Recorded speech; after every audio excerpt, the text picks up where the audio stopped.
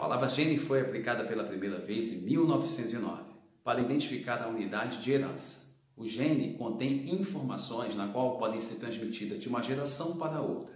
São neles que estão contidas as características visíveis, como a cor do seu olho, o tipo do seu cabelo, até mesmo a sua altura. Foi isso que Mendel estudou. Nascia aí então a genética. Quer saber um pouco mais sobre genética? Vem estudar comigo. Eu me chamo Alexandre Rodrigues, eu sou professor de biologia.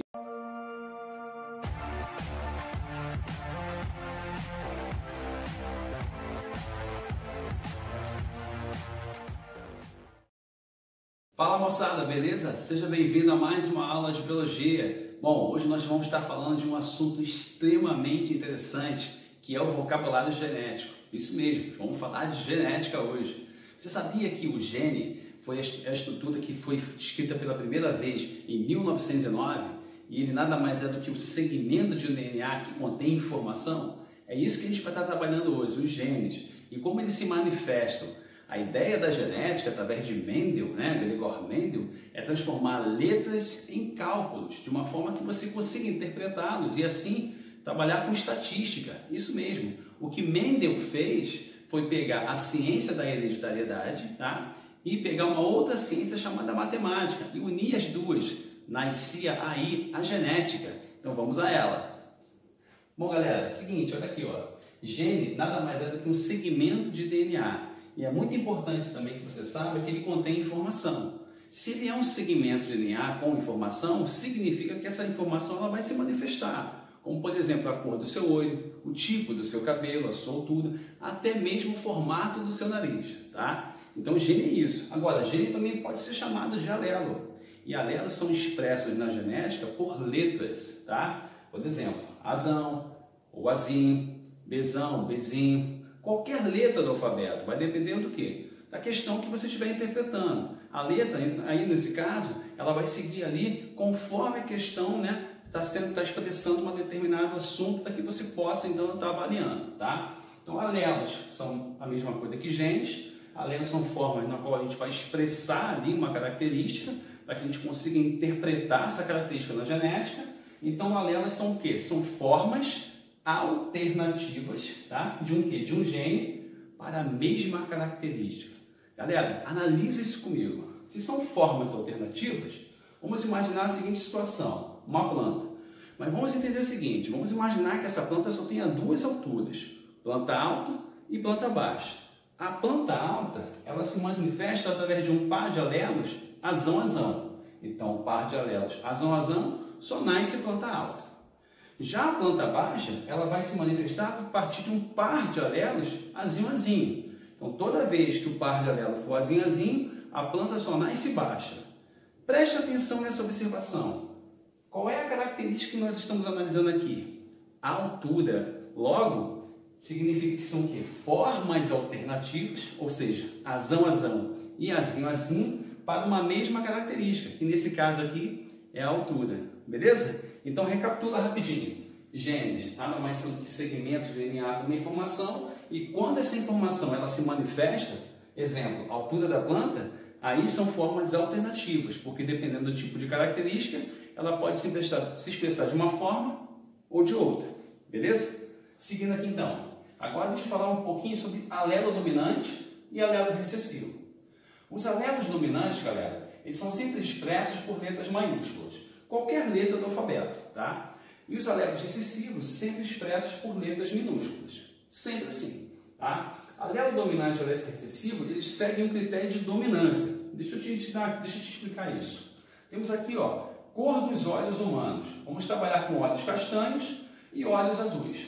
Galera, olhos castanhos são expressos por um alelo dominante que pode, então, se expressar de duas formas diferentes. Azão-azão ou azinho-azinho. Dizemos então que ele pode se expressar em dose dupla ou sozinho. Nós chamamos de dose simples.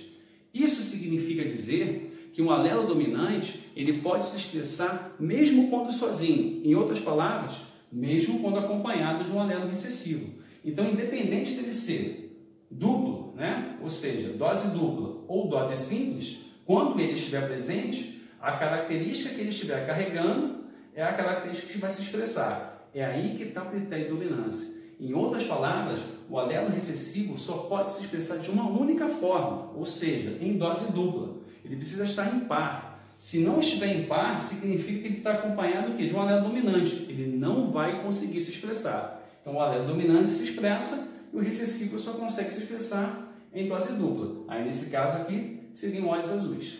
Bom? Tranquilo?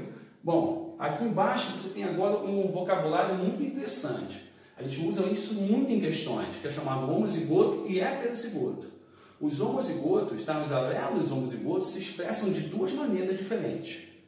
Azão e azinho. Sempre assim. Agora, o alelo heterozigoto sempre será a forma trazida entre um azão, a relação entre um azão e um azinho. Sempre assim. Agora, vocês devem ter reparado que o homozigoto pode se expressar de duas formas, azão e azinho. Então, quando é que eu vou saber quando utilizar um ou outro? Aí é que vem o vocabulário e a sua interpretação. O alelo azão, ele é dominante, então você vai dizer homozigoto dominante ou um par de homozigotos dominantes. A mesma coisa do recessivo, você vai dizer que ele é o quê? Que é um par de homozigoto recessivo. Dessa forma você interpreta e sabe exatamente com qual par você vai precisar trabalhar para fazer os cálculos. Legal, né? Bom, aqui agora para a gente terminar, ó, temos aqui o genótipo e o fenótipo. Esse assunto é muito interessante, mas causa muitas dúvidas para alguns alunos. Mas não tem nada demais. Preste atenção na dica. Genótipo é a composição genética de um indivíduo. Ou seja, se você pegar todos os alelos, ou seja, todos os genes daquele indivíduo lá contido na molécula de DNA, esse é o genótipo dele. Tá? Lembrando-se que o genótipo ele é responsável por quê? Por trazer uma informação. Então a informação está o quê? No gene. Então os genótipos estão todas as informações. Agora, quando essa informação ela é expressa, é o que você vai chamar de fenótipo. Então o fenótipo é a manifestação visível ou detectável de uma determinada característica de um genótipo. Em outras palavras, azão, né, expressa a característica o quê? Olho castanho. Então azão é o genótipo. Olho castanho é o fenótipo. A mesma coisa para a altura da planta. Azão manifesta a altura, planta alta. Azinho manifesta a altura, planta baixa. Então, azão e azinho é o genótipo. A característica altura expressa, alta ou baixa, castanho ou azul, é o fenótipo.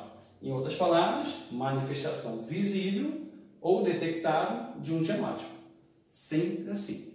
Beleza? Gostou da aula? Então deixa seu like aí. Eu me chamo Alexandre Rodrigues, quero te convidar então a se inscrever no meu canal, a me seguir também nas redes sociais, Facebook e Instagram. Lá eu estou como Prof. Alexandre Rodrigues. Coloco um monte de coisa legal lá para vocês todos os dias. Aguardo vocês numa próxima aula. Até lá!